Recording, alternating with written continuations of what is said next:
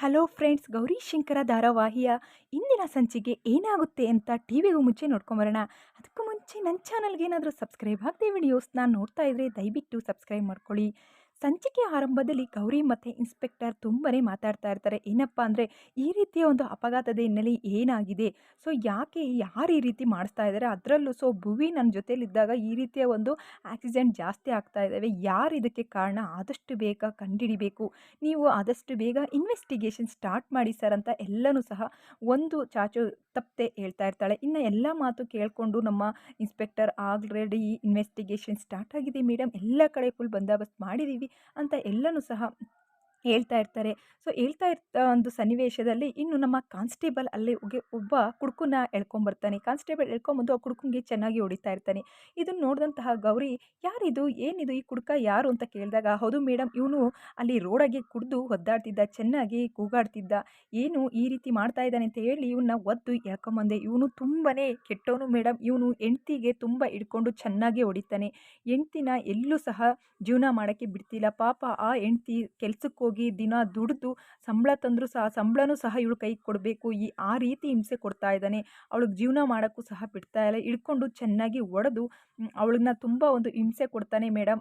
ಅದಲ್ದಾಗೆ ಮನೇಲಿ ಯಾವುದೇ ಒಂದು ರೂಪಾಯಿ ಸಹ ತಗೊಂಡೋಗೇ ಆಗ್ತಾ ಇಲ್ಲ, ಎಲ್ಲನೂ ಸಹ ಕುಡಿದು ಈ ರೀತಿ ಹಾಳು ಮಾಡ್ತಾನೆ, ಅವಳಿಗೆ ಬದುಕಕ್ಕೆ ಸಹ ಬಿಡ್ತಾ ಇಲ್ಲ ಮೇಡಮ್ ಅಂತ ಹೇಳ್ತಾನೆ. ಇದೆಲ್ಲ ಕೇಳಿದಂಥ ಗೌರಿ, ಇಂಥವ್ರು ಇರಲೇಬಾರ್ದು ನಮ್ಮ ಭೂಮಿ ಮೇಲೆ, ಇಂಥವ್ರಿಂದನೇ ನಮ್ಮ ಹೆಣ್ಮಕ್ಳಿಗೆ ತುಂಬ ನೋವಾಗ್ತಿದೆ, ಇಂಥವ್ರಿಗೆ ಸರಿಯಾದ ಶಿಕ್ಷೆ ಆಗಬೇಕು, ಇವ್ನಿಗೆ ಸರಿಯಾಗಿ ಶಿಕ್ಷೆನೇ ಮಾಡಿಸ್ಬೇಕು ಅಂತ ಹೇಳ್ತಾರೆ. ಇಂಥವ್ರಿಗೆ ಸರಿಯಾಗಿ ನೀವು ಪಾಠ ಕಲಿಸ್ಬೇಕು, ಇಂಥವ್ರಿಂದ ನಮ್ಮ ಹೆಣ್ಮಕ್ಳು ಭೂಮಿ ಮೇಲೆ ತಲೆ ಎತ್ತಿ ಓಡಾಡೋಕ್ಕಾಗ್ತಿಲ್ಲ, ಅವರು ಸ್ವತಂತ್ರವಾಗಿ ಜೀವನ ಮಾಡೋಕ್ಕಾಗ್ತಾ ಇಲ್ಲ ಅಂತ ಹೇಳ್ತಾಳೆ.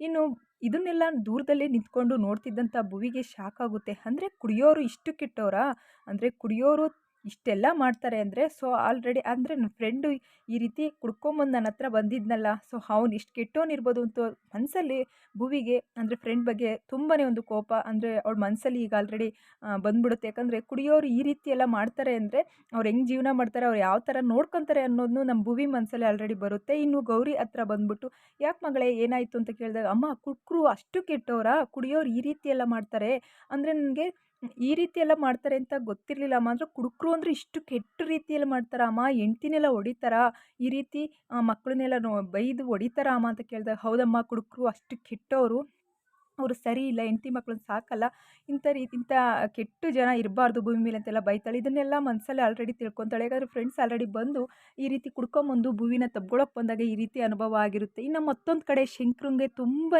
ಬೇಜಾರಾಗುತ್ತೆ.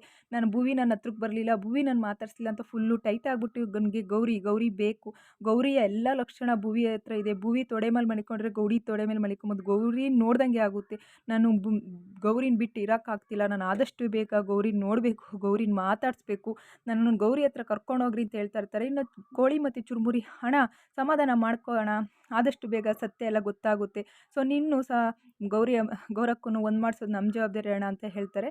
ಇನ್ನು ಮುಂದಿನ ಸಂಚಿಕೆ ಏನಾಗುತ್ತೆ ಅಂತ ಕಾಯ್ದು ನೋಡೋಣ.